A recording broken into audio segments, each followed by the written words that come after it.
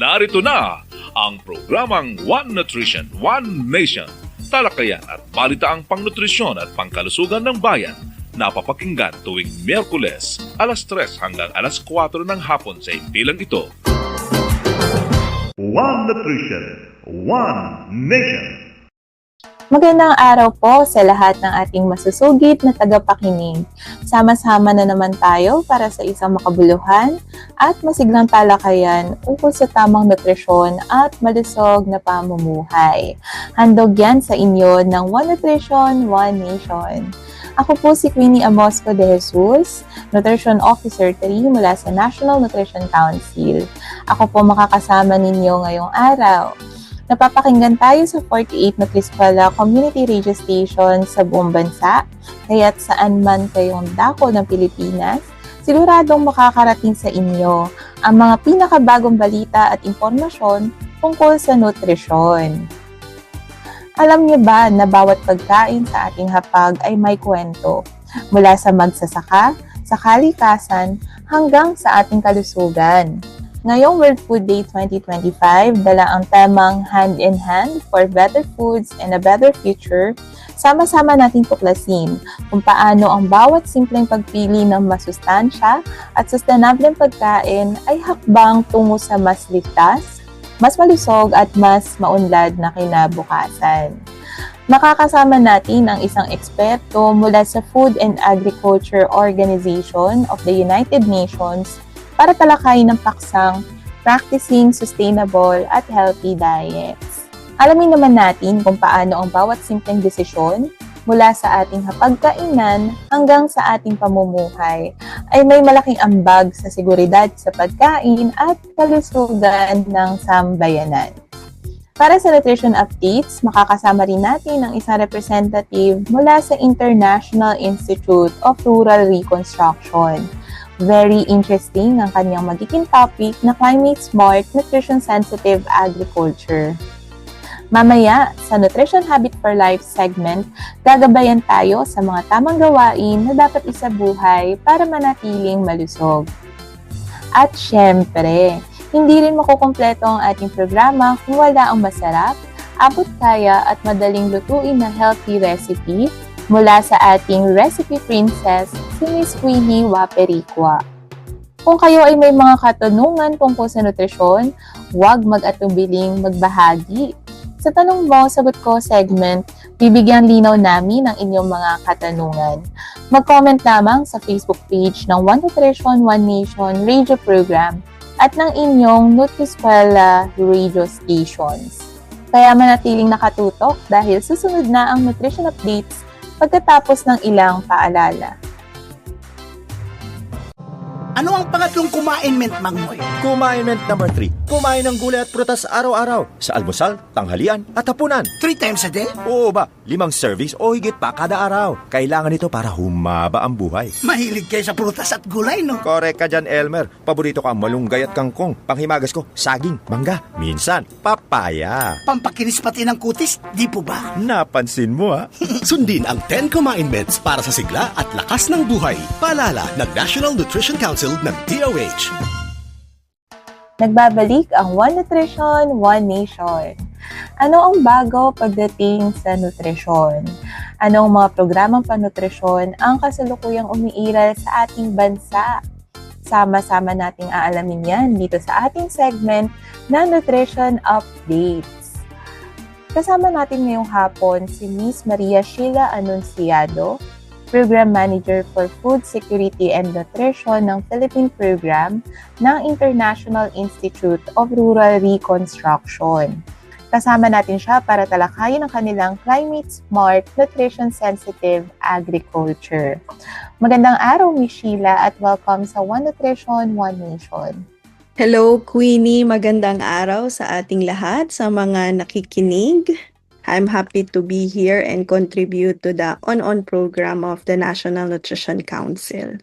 Ayan, marami pong salamat sa IIRR sa pagpapaunlak ng aming imbitasyon. So, atin na pong simulan ng ating diskusyon. Ang una ko pong katanungan ni Sheila ay, ano po ba ang climate smart, nutrition sensitive agriculture?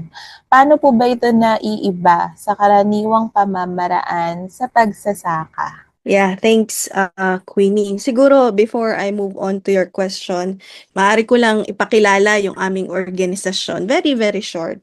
Ang Double I, sa mga nakikinig, kung hindi nyo pa naririnig ang IIRR or the International Institute of Rural Reconstruction, isa po kaming civil society organization na katulong ng ating mga komunidad dito sa Pilipinas at iba pang bansa sa Asia at Africa. So layunin po namin na tulungan ang mga komunidad at mga taong katuwang nito bilang para bumuo ng makabagong ngunit practical na solusyon laban sa kahirapan sa pamamagitan ng aming mga community-led development approaches. Magandang tanong yan, Queenie, no? Napapanahon yung climate smart, nutrition sensitive agriculture. Maganda din na napag-uusapan siya para mas maraming nakakaalam kung ano ba ito. So dito sa Pilipinas, napapanahon kasi isa tayo sa mga bansa na talagang madalas tamaan ng mga natural na kalamidad at mataas din, no, ang ating mga malnutrition dito sa Pilipinas. Nararanasan natin ngayon yung sunod-sunod na bagyo. Kung hindi man bagyo, during summer, napakainit. Ang climate smart nutrition sensitive agriculture ay isang makabago at sistematikong pamamaraan ng pagsasaka na pinagsasama yung dalawang layunin. Ito yung pagsasaka na nakakaangkop sa pabago-bagong klima at pangalawa, the same time, tinitignan nito yung pagpapabuti ng nutrisyon ng pamilya. So sa pagsasaka, hindi lang natin tinitignan yung ani at kita or pagtatanim ng pagkain, layunin din nito na tiyakin na yung pagtatanim, no, matibay at resilient sa pabago-bagong klima, pagtagtuyot man yan o malakas na ulan, yung pinoproduce natin kailangang masustansya at sustainable. So, ibig sabihin, inaalagaan din yung lupa, tubig, at yung tinatawag nating biodiversity para sa tuloy-tuloy na ani, para sa hinaharap, para din ito sa ating mga future generations. So, ang climate smart nutrition sensitive agriculture, so tumitingin siya sa kabuuang sistema ng pagkain mula sa pagtanim, paano siya itatanim, hanggang doon sa hapagkainan. Kung ito ba ay nakaka-contribute for a better healthy diet, ito ba ay sariwa, ito ba ay malinis, masustansya para sa pamilya, para kabuuan, mapabuti yung kalusugan ng tao, at the same time, napapangalagaan yung ating kalikasan.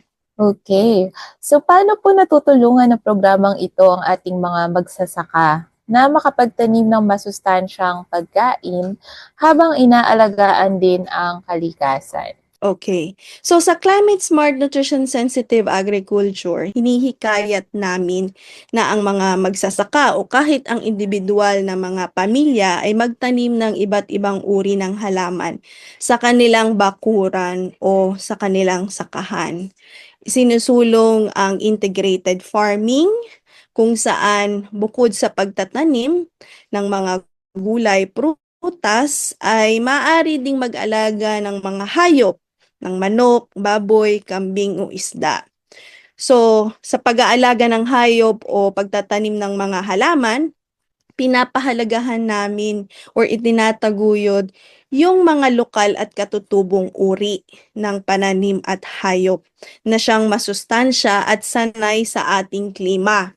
So, yung mga native chickens, mga native pigs, mga tradisyonal na gulay, gaya ng kamote, saluyot, alugbati, malunggay at katuray. So sa ganitong sistema, no, yung nagkakaroon tayo ng sariling pagkukunan ng protina at iba pang bitamina at mineral ng pamilya, nagagamit din natin yung mga dumi ng ibang hayop bilang pataba o pakain doon sa iba pang hayop o halaman. Dahil dito nababawasan yung basura doon sa iyong loob ng sakahan. Meron din tayong mga tinutulungang komunidad na nagtatanim ng saging at papaya bilang dagdag ng mapagkukunan ng kita at bitamina para sa kanilang pamilya. Sa kalikasan naman, pinapangalagaan natin yung pangangalaga sa lupa at tubig bilang pundasyon ng matatag na agrikultura. Ang ating mga eco-friendly practices, no, na pinopromote yung paggawa ng compost para magkaroon tayo ng supply ng organikong pataba mula sa kanilang kitchen waste o mga dahon sa paligid para hindi na tayo gumamit ng mga kemikal. Meron din tayong pinopromote na mulching at contour planting kung saan pinapanatili nito yung mamasama ang lupa at naiiwasan yung soil erosion or pagguho ng lupa lalo na sa mga mabundok na lugar. At ngayong tag-ulan, gumagamit ng mga drums or catchment systems. Itong mga rainwater catchment ponds ay nakakatulong bilang patubig, pandilig ng kanilang halaman or panlinis ng mga gulay na nakakabawas sa gastos at nakakatulong sa pagtitipid ng tubig. So, hindi lang pagtatanim yung tinututukan, kundi paggamit din ng ating ani para sa masustansyang pagkain at dagdag na kabuhayan.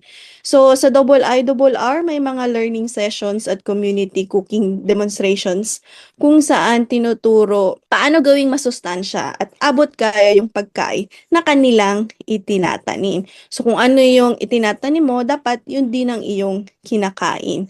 So, may mga programa din kami with the DepEd or sa DSWD, sa mga Child Development Centers, na yung gulay sa kanilang CDC garden or school garden ay nagiging sangkap sa feeding programs. Kaya't mas sariwa, masustansya, at mas maraming gulay yung kinakain ng mga bata sa eskwelahan. Napakarami po palang aspeto, no, ng pagsasaka ang nasusuportahan at natutulungan nitong inyong programa. So, Miss Sheila, meron po ba kayong mga konkretong halimbawa na maaaring i-share sa ating mga kanutrisyon patungkol po sa epekto ng inyong programa sa nutrisyon at kabuhayan ng mga lokal na komunidad na nakocover or target nitong inyong programa? Yes, Queenie, dun sa mga lugar na aming natulungan, no? Maraming mga positibong epekto ang climate smart nutrition sensitive agriculture. So, number 1, tumaas yung kakayahan ng mga pamilya na mag-produce ng sariling pagkain. So, it's part of the food security sa pagkakaroon ng taniman. Meron na silang agarang mapagkukunan ng pagkain. So, hindi na nila kailangang umasa sa pagbili sa palengke. Kaya't mas nakakatipid sila at mas nakakatiyak doon sa kalidad ng kanilang kinakain kasi alam nila sila yung nagtanim, alam nila kung saan nanggaling ang pagkain. Pangalawa, no, nakita namin na mas marami ng pamilya ang nakakapagpakain ng gulay at prutas sa kanilang mga anak sa araw-araw, lalo na nung kasabay nung pagtatanim, binibigyan natin sila ng mga nutrition education sessions, binibigyan natin sila ng mga recipe booklet, cooking demonstrations, na paano lutuin itong mga gulay na mas kaaya-aya sa kanilang mga anak. Meron din tayong mga pamilya, lalo na yung mga kababaihan, ang nakakalikha ng dagdag na kita mula sa mga ani. No, itong mga recipes minsan patok na patok sa community dahil bago. So nagkakaroon sila ng mga idea na ibenta ito sa merkado o sa eskwelahan bilang dagdag kita ng mag-anak. Meron din tayong nakitang increase in knowledge. So lumago yung kaalaman tsaka yung tiwala sa sarili, no?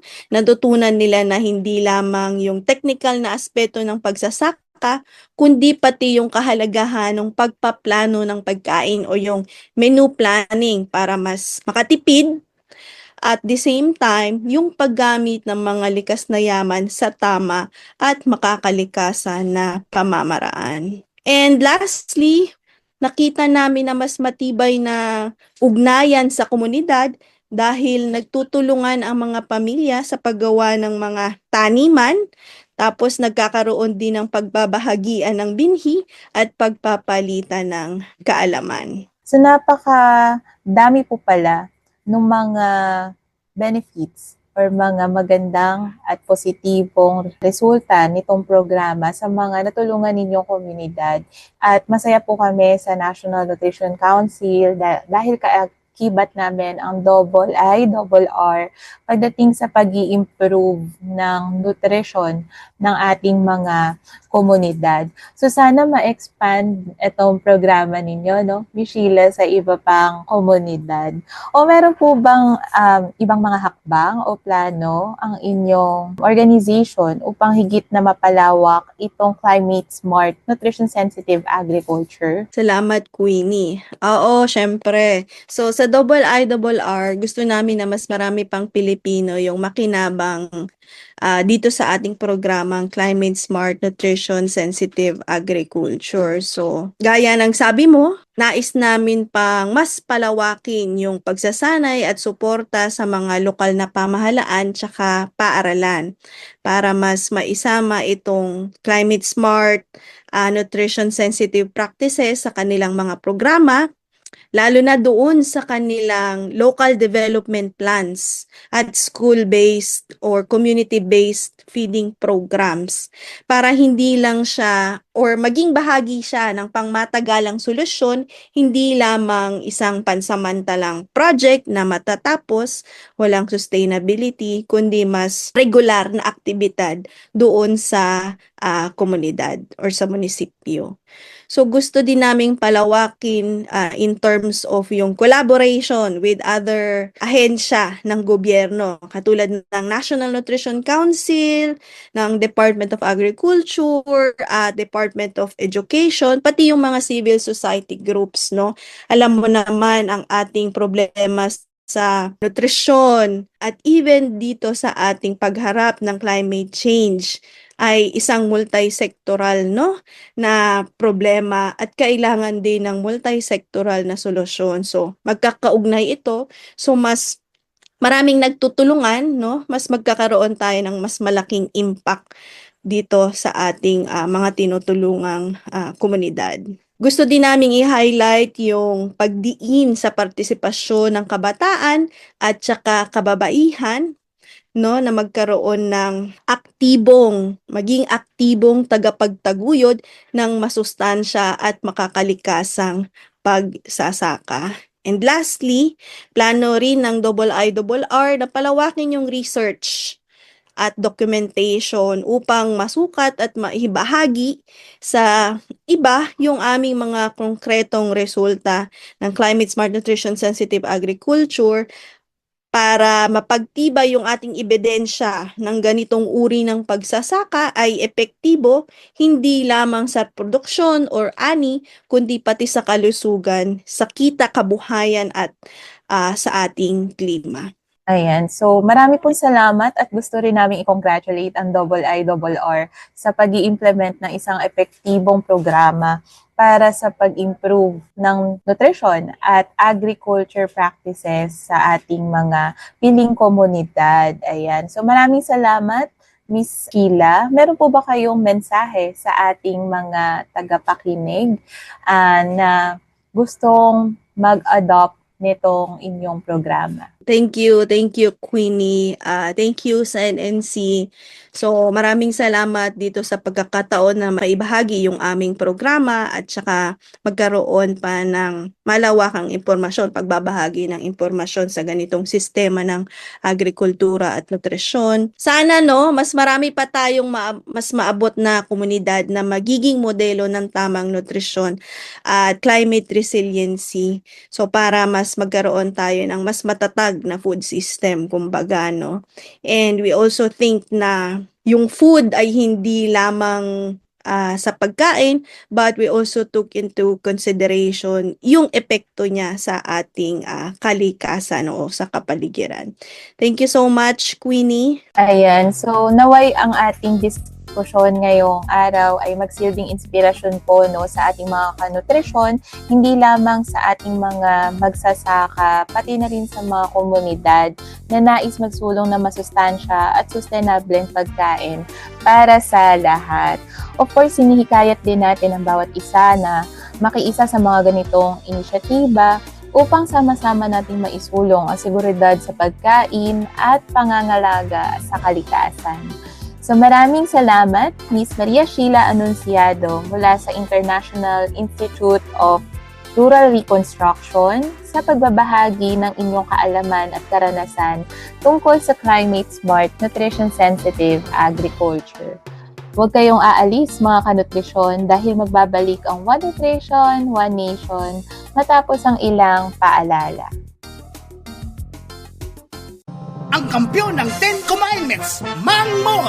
Commandment number 4. Kumain ng isda, karne at ibang pagkaing may protina. Ikaw, Elmer, anong alam mong may protina? Mga paborito ko, manok, itlog, tokwa, Ano pa? ang mga butong gulay tulad ng... alam ko na! Sitaw, bataw, patane! Sundin ang 10 Commandments para sa sigla at lakas ng buhay. Paalala ng National Nutrition Council ng DOH. Kayo pa rin ay nakikinig sa One Nutrition, One Nation. Mga kanutrisyon, ang ating nutrition habit for life ngayong linggo ay sanayin ng sarili sa tamang dami ng pagkain ng karne. O kaya naman, practice moderate meat consumption. Alam nating lahat na ang karne ay isa sa mga pangunahing pagkaing nakasanayan natin sa ating hapagkainan.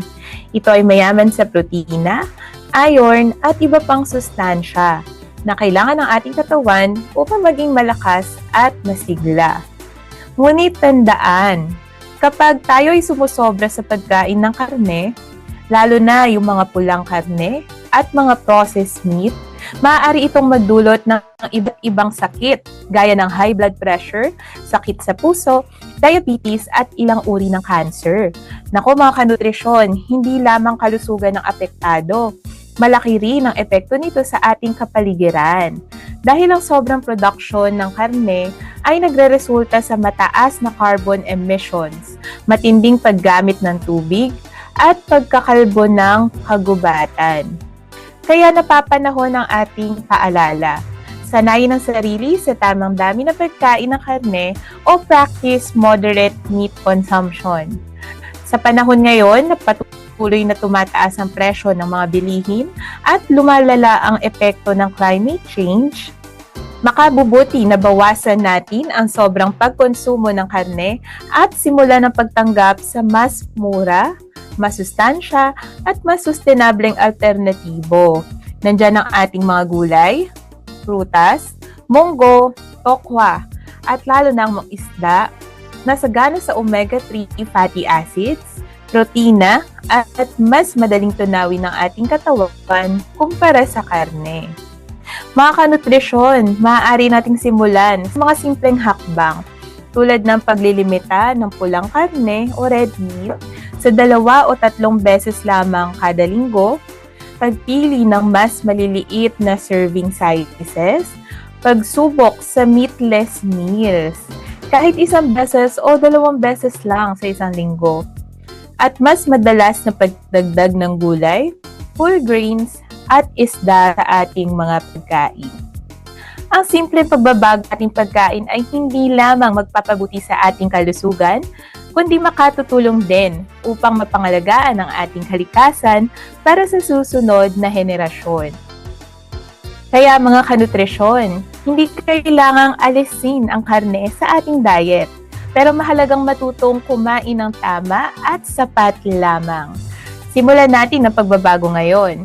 Practice moderate meat consumption at isama sa ating hapag ang gulay, prutas, munggo, tokwa at isda para sa mas malusog na katawan, mas ligtas na kapaligiran, at mas maliwanag na kinabukasan. At yan ang ating nutrition habit for the week. Diyan lamang kayo at magbabalik ang One Nutrition, One Nation. Narito na tayo sa Commandment number 8. Mang Moy, Hinay-hinay sa pagkaing maaalat, mamantika at matatamis. May tanong po si Miss Josie. Masama ba kung puro prito kinakain? Oo naman, Josie. Isipin mo ang taba at mantikang maiipon sa puso at ugat mo. At dahan-dahan din sa chichirya at soft drinks. Naku, mahilig pa naman ang mga anak ko dyan. Sanayin na sa wastong pagkain habang bata pa. Tumpak, Mang Moy. Sundin ang 10 Kumain-Meds para sa sigla at lakas ng buhay. Paalala ng National Nutrition Council ng DOH. One Nation. Narito na ang bida ng ating episode ngayong araw, ang technical segment. Hihimay-himayin natin ng iba't ibang usapin ukol sa sustainable and healthy diets. Ngayong araw, makakasama natin si Dr. Maria Antonia G. Tuazon, Senior Nutrition and Food Specialist mula sa Food and Agriculture Organization of the United Nations.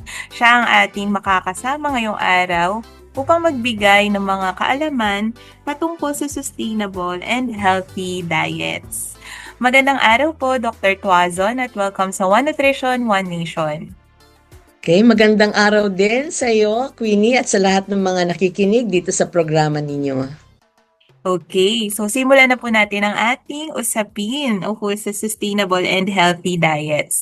Doc Tuazon, maaari niyo po bang ilarawan kung ano ang isang sustainable at healthy na diet? At tinatawag nating sustainable and healthy diet ay isang diet na kung saan ito ay nagpo-promote ng kalusugan, may mababang environmental impact, at of course, importante na ito ay katanggap-tanggap, no? Base dun sa ating socio-cultural practices, no? Dapat ang diet na to ay accessible, okay, not just physically, hindi ibig sabihin na okay, andyan nga, pero hindi naman affordable. So, affordability is also an important component pag pinag-uusapan ang sustainable and healthy diet. And of course, safety, no? So, dapat ito ay hindi nagbibigay ng, it doesn't do harm to us, to the one consuming it. And of course, we're talking about not just itong henerasyon na to, no, but also for future generation. That is particularly part of the aspect of sustainability. Kapag sinasabi po ba natin na sustainable at healthy ang isang diet, ano po ang ibig sabihin nito sa practical na aspeto ng ating pang-araw-araw na pagkain? Okay. Kung ito ay itatranslate natin sa practical na pamamaraan, ano, ang ibig sabihin nito ay ini-emphasize natin yung diverse range of unprocessed, no, or minimally processed plant-based foods, okay? So, as much as possible, dapat ang ating kinukonsumo ay yung hindi nag-undergo ng a lot of processing, no? And also, kasama dito ay ang moderate consumption ng animal products and sustainably sourced, okay, seafoods, no? Alam natin na medyo may problema din tayo in terms of seafoods, no? Ang ilan ding practical na pamamaraan kung paano natin ma-accomplish, paano tayo magkakaroon ng sustainable at healthy diet ay ang reduction ng food waste, okay? Consume natin yung locally sourced foods, so yung ano yung pinoproduce ng komunidad or ng municipality or ng probinsya, as much as possible, yun ang ating kukonsume, yun ang ating kakainin. At also, we consume foods that are in season, okay? And as much as possible, also minimize the use of packaging kasi yan ay may mga environmental impact.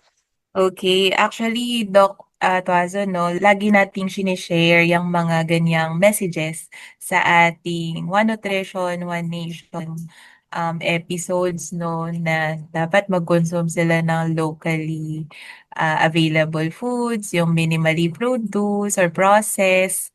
Ayan, kasi gusto natin na bigyan ng mga practical tips on sustainable diets ang ating mga tagapakinig. Okay. So sa second question po, Doc, paano nakakaapekto ang ating mga food choice sa global food security. So mas malawakang perspective naman po, as well as sa ating kalikasan. Okay, napakaganda ng tanong na yan, ano? Lalo na kasi I belong to an organization na although I sit at the regional office, of course, ang aming mandate is to look into global food security, no?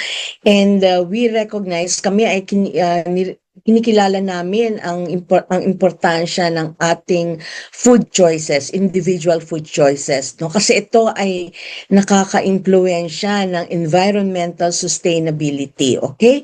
Agricultural biodiversity, climate change, and resource use.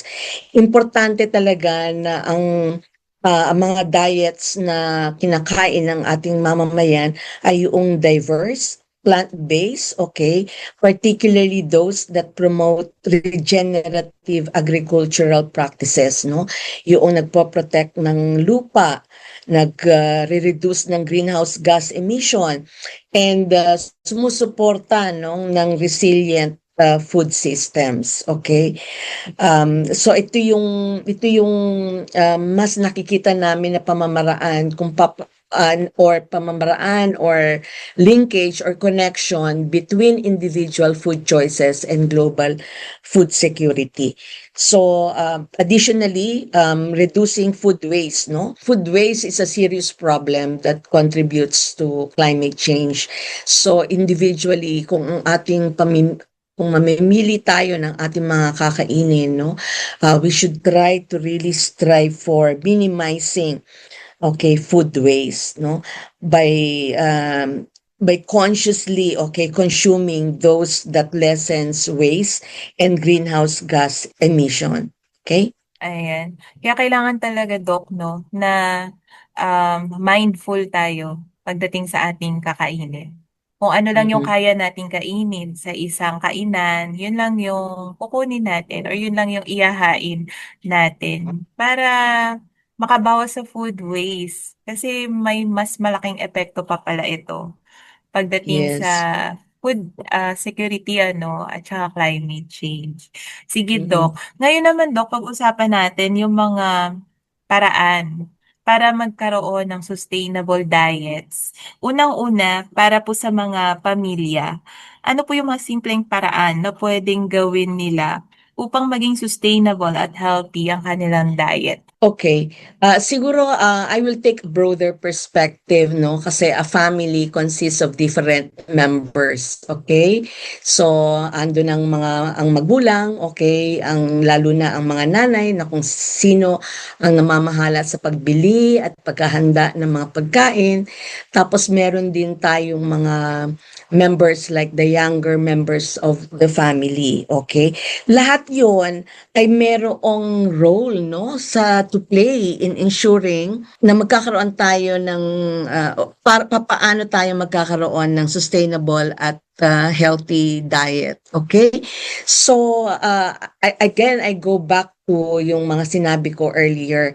So when you're talking about, let's say, the person in the family responsible for food selection and preparation, dapat nga I will use your word, no? Mindful buying, okay? Mindful preparation. And as much as possible at bibilin ay yung sanang mga locally sourced foods. This is a constant message, no, na gusto nating i-emphasize, okay? And yung mga youth, okay, meron din silang role to play. Everything starts at home, di ba? Everything starts with the family. So yung mga parents, they can serve as role models, no? And they can ensure that we have a home environment, okay, that promotes healthy eating, okay? This can actually influence all the members of the family, no?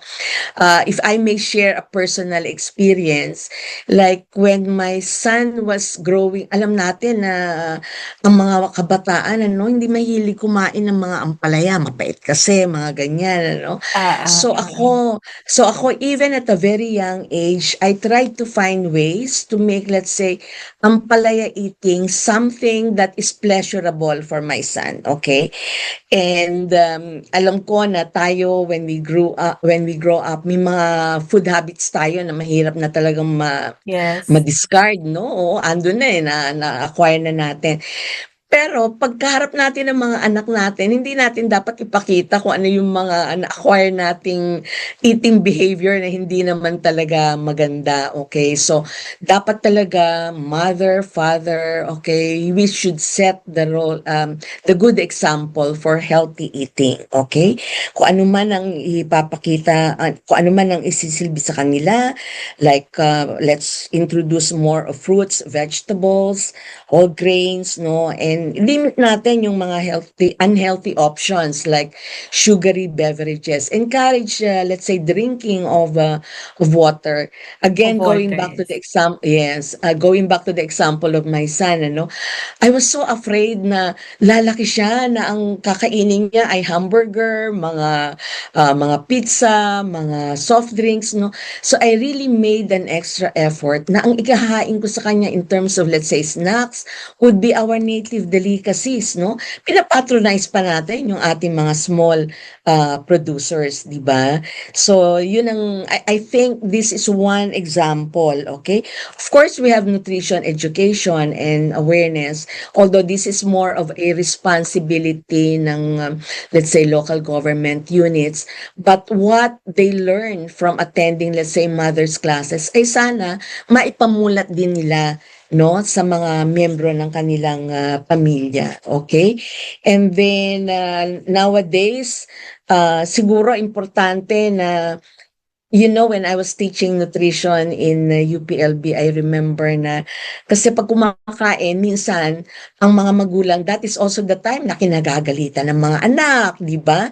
So, Tama, oo. oo, so eating is no longer pleasurable. Kung ang pinopromote mong pagkain ay healthy, pero ang experience naman nila ay hindi maganda, di syempre, the experience will really be a major influence, no, as to whether they will accept or not what you are serving. So it's important also, no, na there is positive reinforcement, okay, in the consumption of these healthy options that we are promoting.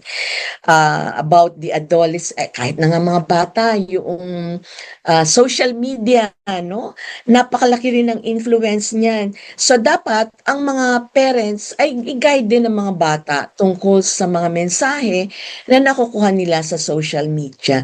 I think the family has a role to play in terms of ensuring na correct information, ano, ang nakukuha ng mga bata o mga miyembro ng pamilya tungkol sa tamang nutrisyon, particularly sustainable and healthy diets. Okay? Over to you. Ang laki po talaga ng role ng parents or ng mga magulang pagdating sa pag-gatekeep ng mga pagkain papasok sa household. And at the same time, yung pagiging role model nga nila, no, Doc, pagdating sa sa food habits, no. Actually, nakaka-relate po ako diyan kasi yung parents ko po, since mga Bisaya sila, parang mahilig sila kumain ng mga bagoong, ng mga gulay din, ayan, something na nakuha ko rin, no. And talagang kung ano yung ginagawa nila, malaki yung chances na ma-mirror din yon sa habit ng kanilang mga anak, ayan. So, Doc, punta naman tayo pagdating sa mga magsasaka at mga komunidad, ayan. So, ano naman po ang kanilang papel pagdating sa pagtataguyod ng food security at sustainable diets? Ako, malaki din ang role niyan, ano? Actually, ang madalas nga namin sinasabi, we need a whole of society approach, no? To ensure na meron talagang that everybody, no one is left behind in terms of consuming sustainable and healthy diets. Now, ano nga ba ang role ng mga magsasaka? Alam natin na ang mga magsasaka, ano, they are the key food producers, okay? Now, what we would like to do is encourage them na sana ang pinoproduce nila ay diverse, nutritious, and culturally relevant foods, no? So, sometimes ang pero hindi naman natin sila masisisi. Siyempre, lalo na ang mga small subsistence farmers, andyan ang economic motivation, no? So they would rather go for dami rather than kalidad, no? But sana, ma-shift naman ang focus to ensure na talagang quality ang mas tinitignan in terms of food production ng ating mga magsasaka, no? Quality and the nutritional value. Okay? Ito ang isang malaki naming advocacy, no, sa gobyerno, na kung saan sana yung mga pamimigay ng mga seedlings would also promote the production of a variety of fruits, vegetables, legumes, nuts, no. Ang tawag nga pala dito ay nutrition sensitive approach, okay? Na talaga namang makakatulong para ma-meet natin ang ating mga pangailangan sa pangailangan pang nutrisyon, at also to promote dietary diversity, which is key in terms of ensuring healthy diets. Okay?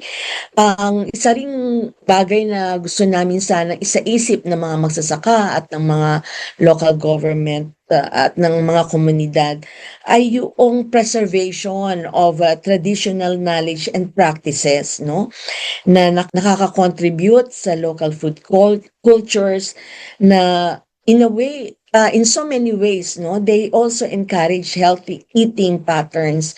Hindi ba tayo yung mga ating ninuno o yung talagang mga nasa komunidad, I remember nung ako'y nagpa-practicum or nung ako'y nasa research, no, ang mga merienda, ang mga kinakain, pinoproduce ay yung mga, let's say, kamote. Diba? Iaano lang yan, ilalaga lang yan, ibabangi lang yan. Ewan ko kung alam ng nakikinig ko ano yung bangi. Okay, broil, no? Iniihaw. Broil. Iniihaw lang yan. Tapos, no, natatandaan ko sa Batangas, yung imbis na kaping barako, which they produce a lot, ang iniinom naming kape ay made of soybeans. No, utaw, okay? Talaga? Yeah, Utaw po ang so tawag. Oo. yes. So these are healthier options, no? And actually produce locally.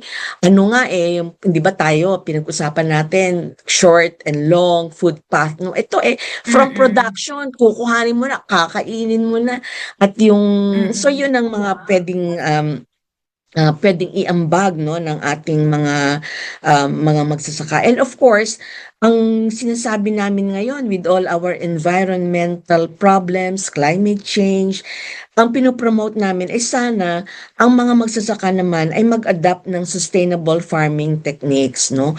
Like organic farming, napag-usapan na natin yung crop diversification, para nang sa ganon ay mapababa ang environmental impact, no? At makaambag sa tinatawag nating climate resilience ng ating agri-food systems.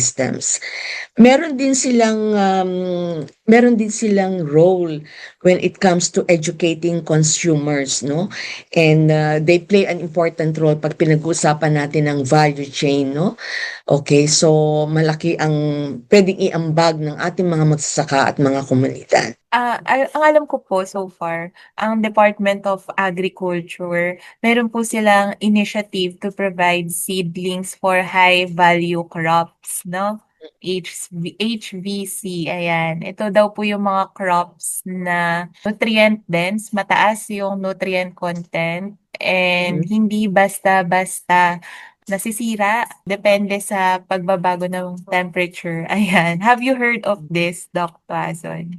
Hindi ako masyadong aware doon sa ano na yun ng Department of Agriculture. But indeed, no, I mean, kapag pinag-usapan ng high value crops, no, hindi lamang economic returns ang pinag-uusapan dito, pero yun na nga pati yung nutritional value. So that is a win-win situation, no? A win for the farmers and also a win for the consumers, okay? But again, the issue there is minsan kasi masyado tayong export-oriented, okay, na nakakalimutan natin yung pangailangan ng ating sariling mamamayan, no? So sana we should also be mindful again na ang mga magsasaka ay hindi lamang dapat titingnan kung anong pwede nilang export, no? But also how they can make these foods, high value crops, particularly of good nutritional value, be more accessible and affordable, no? Lalo na doon sa mga poor families, no, dito sa ating bansa. Okay. Actually, connected dyan yung aking next question, Doc. So, ano po naman po yung papel ng mga lokal na pamahalaan at ng pambansang pamahalaan sa pagsusulong ng sustainable at healthy diets? Okay. Sa Pilipinas, 'di ba, decentralized na tayo, no? So ibig sabihin nito, even at the LGU level, may mga polisiya na pwede nilang gawin. In addition to translating, no, yung mga national policies, okay? Yung LGUs ay very hindi ko maano yung Tagalog word, no, pero in English they are pivotal, no, in terms of translating national food and nutrition policies into local actions, okay? So sila ang mag-aakma noong mga programa na kinakailangan ayon sunod sa mga national policies na talaga namang angkop sa pangailangan ng mga komunidad, no? So dapat ang mga local government units ay maging responsive to the local needs, no? Sila kasi yung parang in between the national government and the communities. Okay. Ang isang malaking role na pwedeng i-play ng mga local government units would be in terms of promoting a healthy food environment, no? Ang pinag-uusapan natin ay food system, agri-food systems, okay? And there are meron tatlong importanteng component ito, no? Food supply, okay?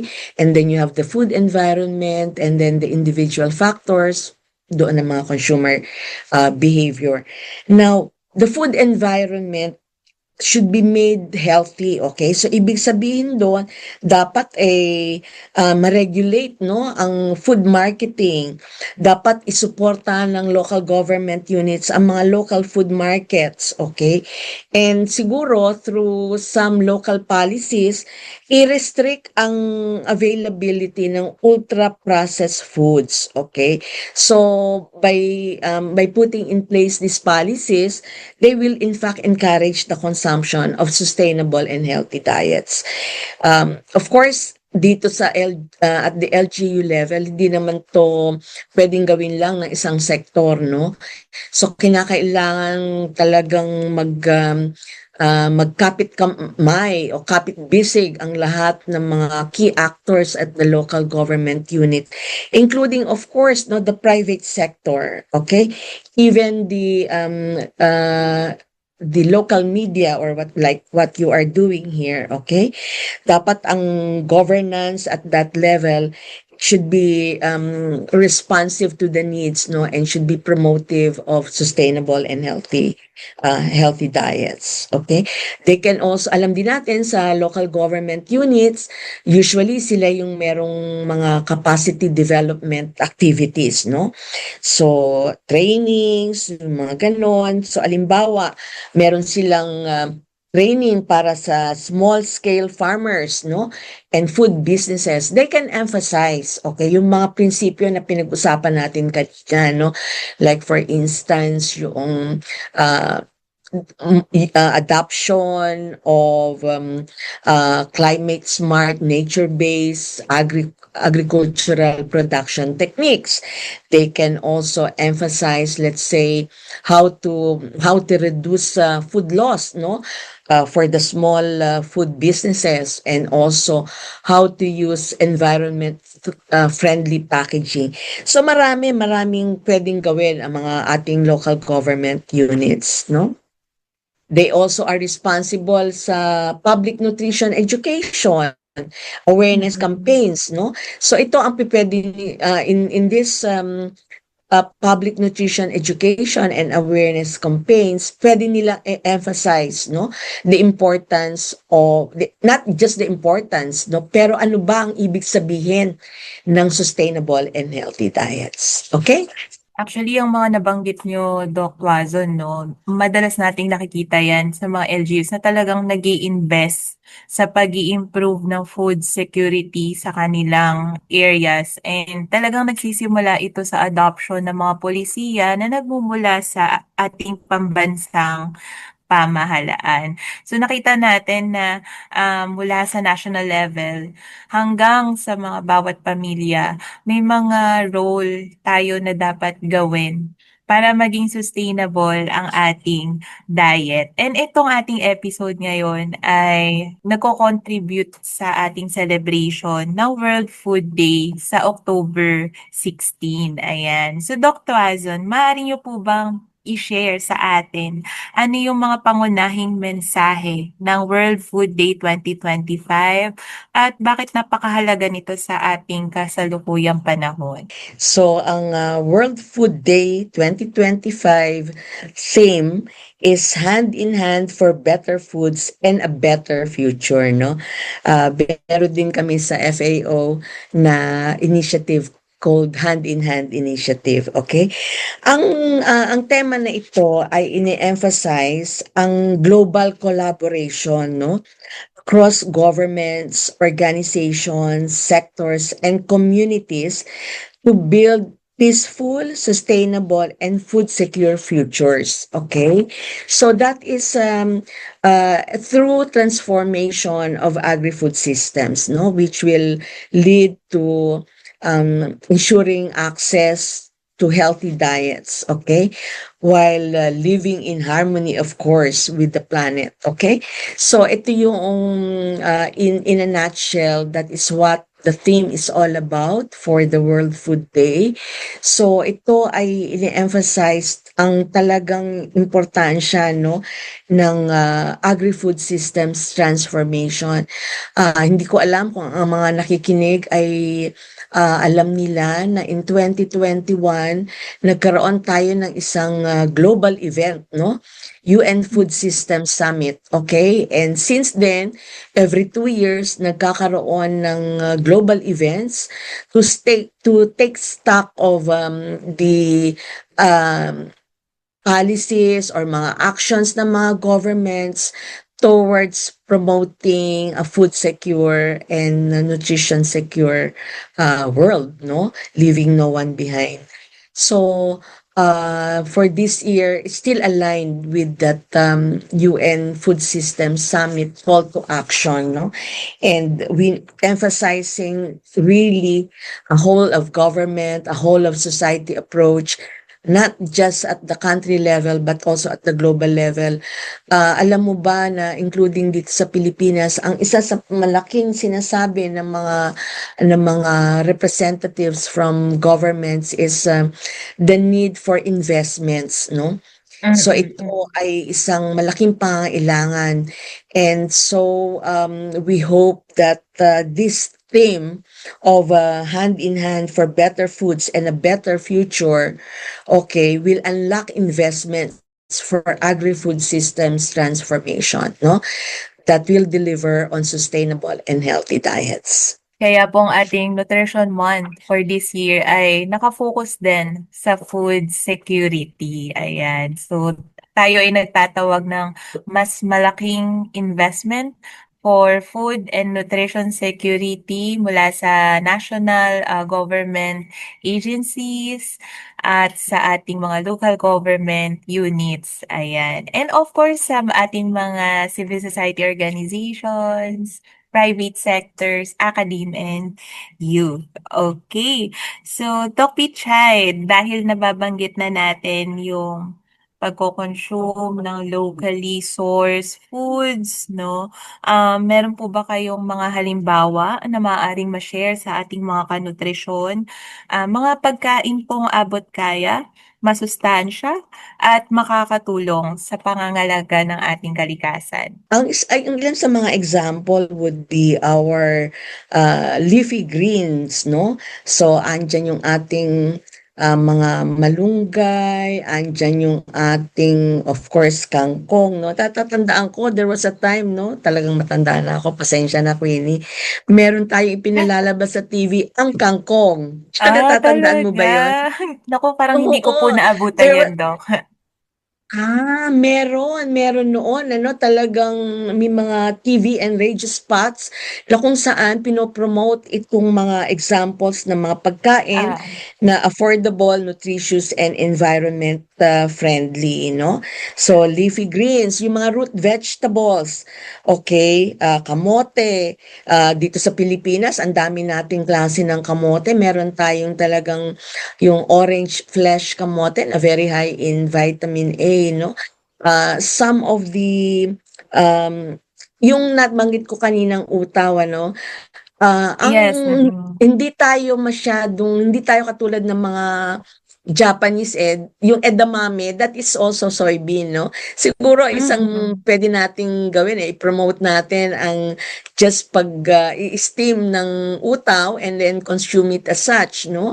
So, alam natin na this is a plant-based protein. It gives us a plant-based protein na very high ang vitamins and antioxidants. And usually, ang mga soybeans ay grown, no, with sustainable practices, okay?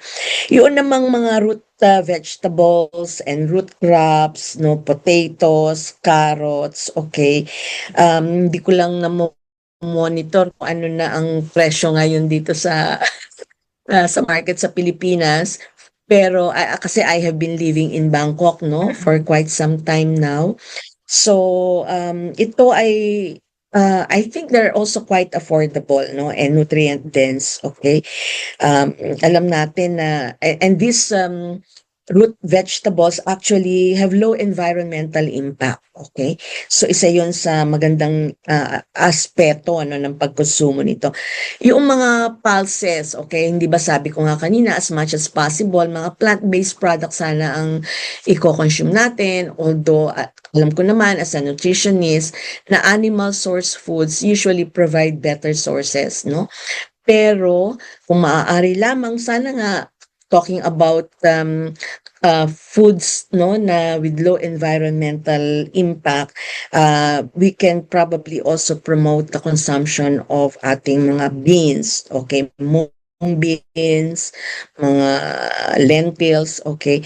Hindi lamang sila ay talagang packed with protein, fiber, vitamins, and minerals. Ang isang maganda sa mga pulses, kahit na ang mga lupa ay hindi masyadong maganda ang quality, pwede silang mag-grow at they only need minimal water, okay? So, in fact, they can help restore soil health, okay? And also reduce reliance on irrigation, chemical inputs, making them highly sustainable, no? So, sa pagbili, hindi lamang, syempre, ang madalas na tinitingnan natin is the value, no, for money, okay? Pero sana tignan din natin kung ano yung mga produkto na merong low environmental impact or have been produced using sustainable practices, okay? So napakarami po nating mga nakuhang halimbawa para sa mga abot kaya at masustansyang pagkain na environment friendly din. Ayan. So napakasiksik ng ating usapin ukol sa sustainable at healthy diets kasama si Doc Tuazon. So siguro Doc, para sa ating panghuling katanungan, no, ano pong maipapayo ninyo sa ating mga tagapakinig upang makapagsimula sila ng kanilang sariling hakbang tungo sa sustainable at healthy diet?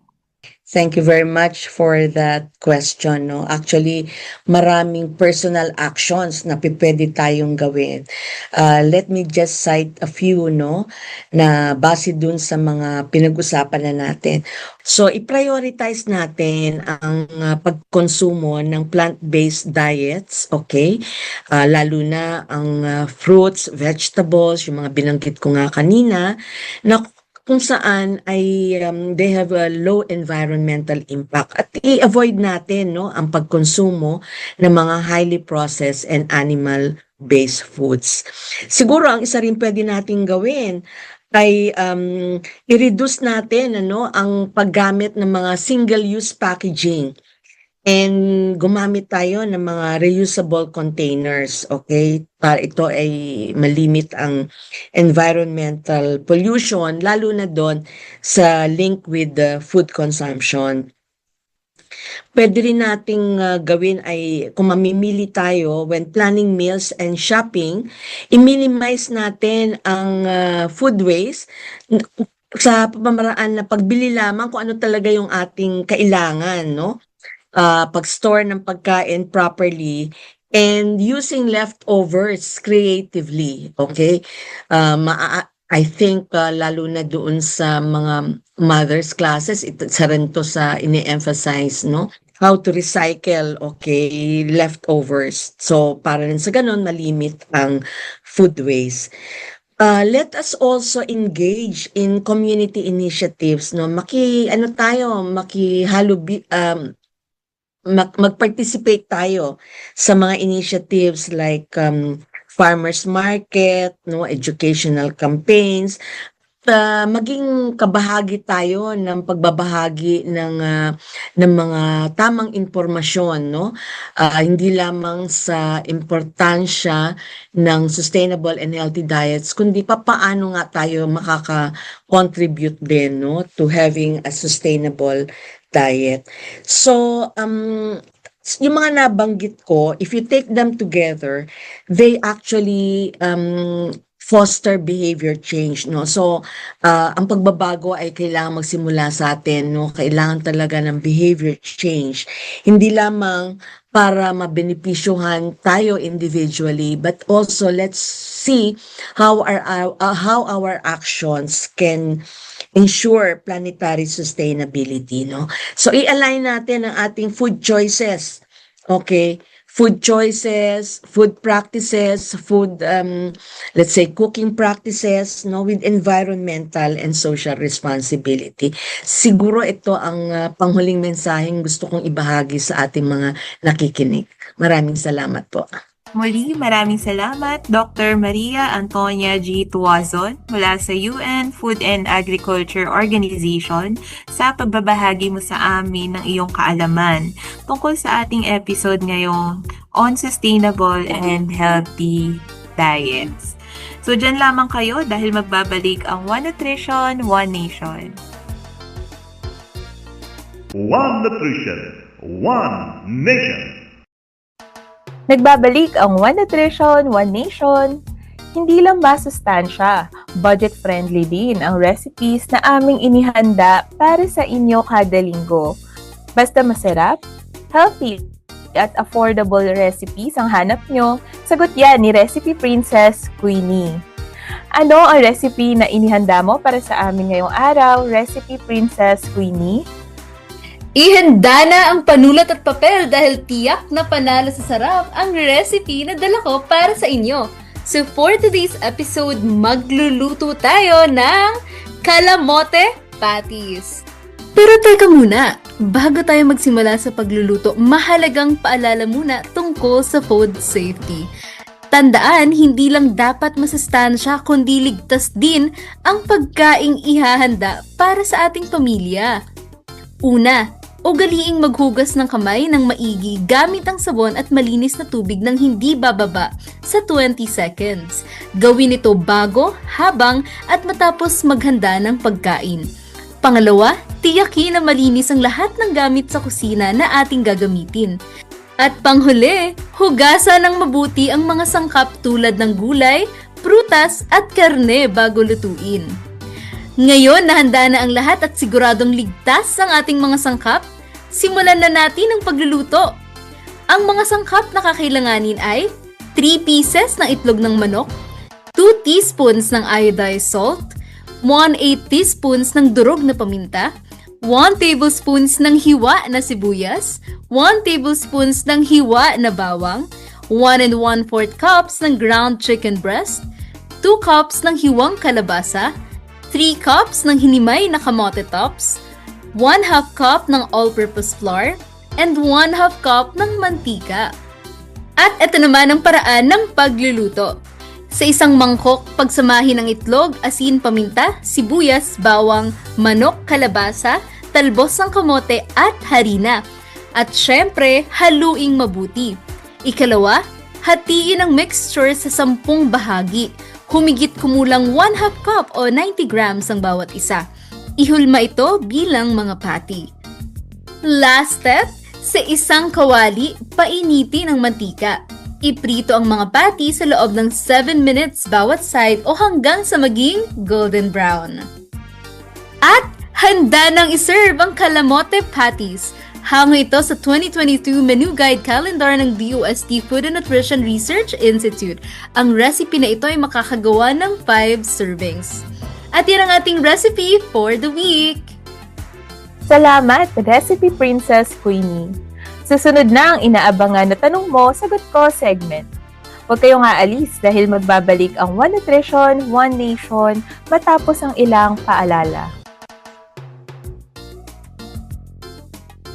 Walang mintis ang pagpapabreastfeed sa akin ni nanay. Kahit nasa trabaho siya, pinag-iipon niya pa rin ako ng breast milk niya. Ibang klase talaga siyang magmahal. Upang makuha ang 100% na nutrisyon ng breast milk ni nanay, kailangan ng 100% na dedikasyon ni nanay. Sa unang 6 months ni baby, breastfeeding lamang, wala nang iba. Mula 6 months pataas, bigyan din siya ng ibang angkop na pagkain kasama ang breast milk. Nay, salamat po sa tiyaga. Suportahan ang first 1,000 days. Isang paalala mula sa National Nutrition Council, DOH.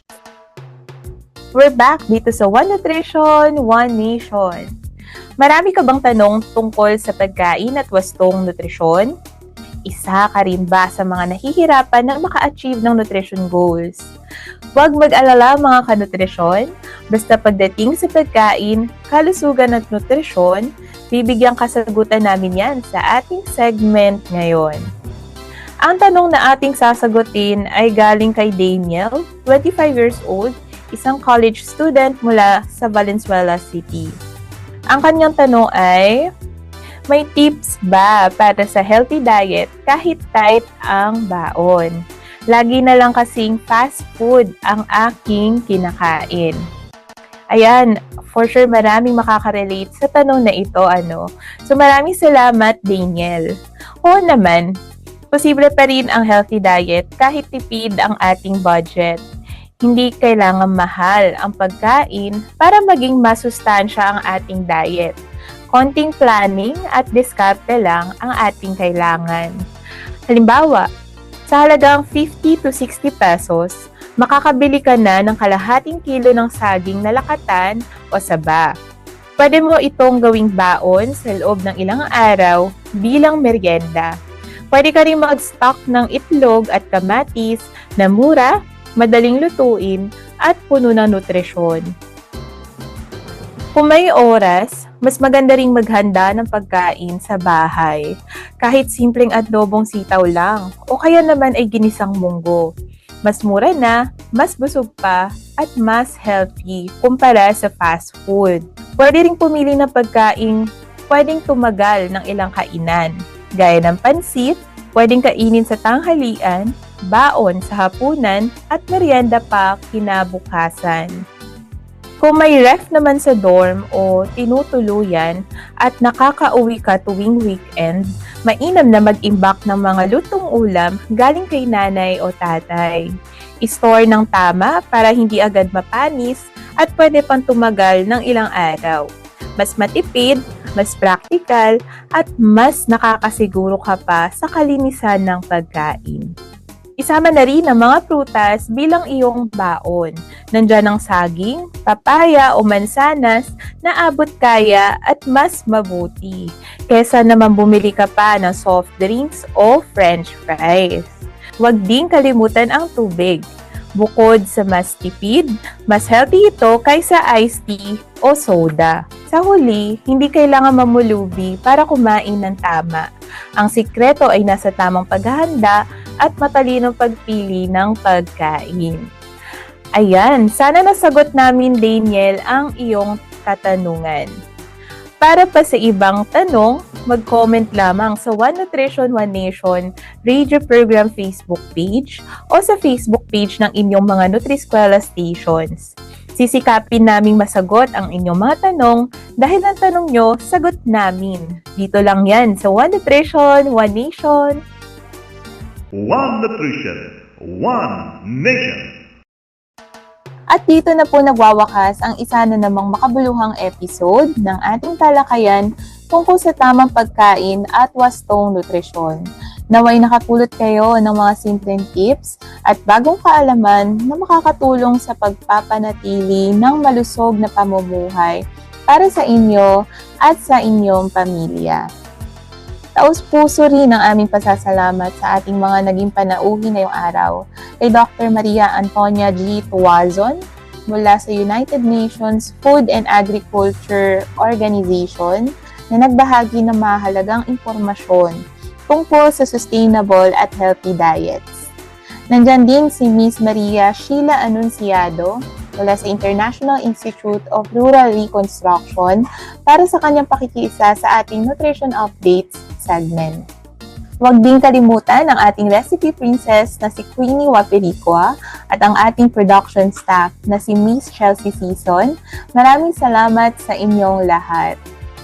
Para palaging updated sa mga programa, proyekto at impormasyong may kinalaman sa nutrisyon, i-follow at i-like ang One Nutrition, One Nation radio program Facebook page, pati na rin ang opisyal na page ng National Nutrition Council. Isama niyo na rin ang page ng First 1,000 Days PH. Muli ako po si Queenie Amosco de Jesus, nagpapaalala, sundin ng 10 Commandments para sa sigla at lakas ng buhay. Maraming salamat sa inyong pakikinig at magkita-kita po tayo muli sa susunod na episode. One Nutrition, One Nation. Madlay natutuwa pagdating ng Nutriskwela, kagapay sa solusyon ng gutom at malnutrisyon. Tayo na, pakinggan natin. Nutriskwela, Nutriskwela, komunidad nagsama-sama. Nutriskwela, Nutriskwela, munting tinig, ngayon'y naririnig. Mula Batanes hanggang Tawi-Tawi, bukang bibig, Nutriskwela. Balita o drama, musika at kultura, ito'y usap-usapan, serbisyong hatid sa ating bayan, pag-ulan ng kabuhayan. Nutriskwela, Nutriskwela, komunidad nagsama-sama. Nutriskwela, Nutriskwela, munting tinig, ngayon'y naririnig. Mula Batanes hanggang Tawi-Tawi, bukang bibig, Nutriskwela. Sa Nutriskwela, buhay ay masaya.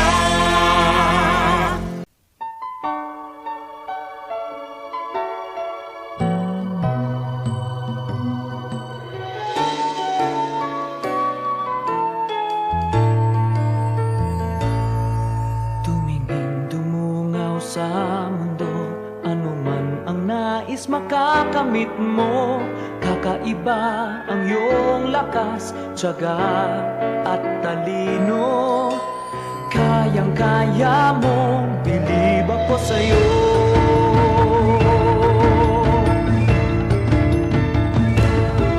Inuod ka sa nutrisyon at alaga ko, inalaga ang wasto ng pagmamahal ko.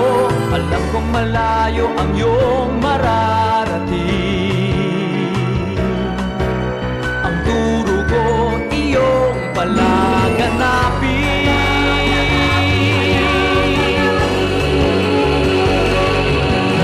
Kumain ng tama at alalahanin. Ang wastong nutrisyon ay dapat alamin. Mo'y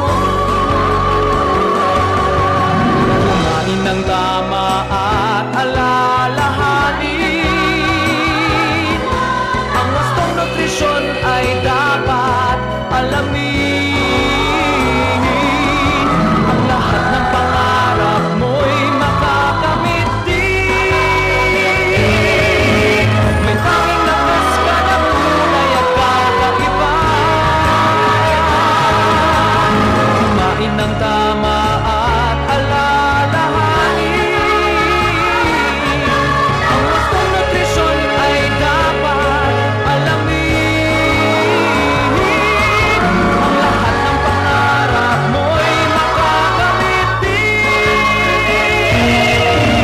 May tanging lakas ka na tunay at kakaiba. May tanging lakas ka na tunay at kakaiba.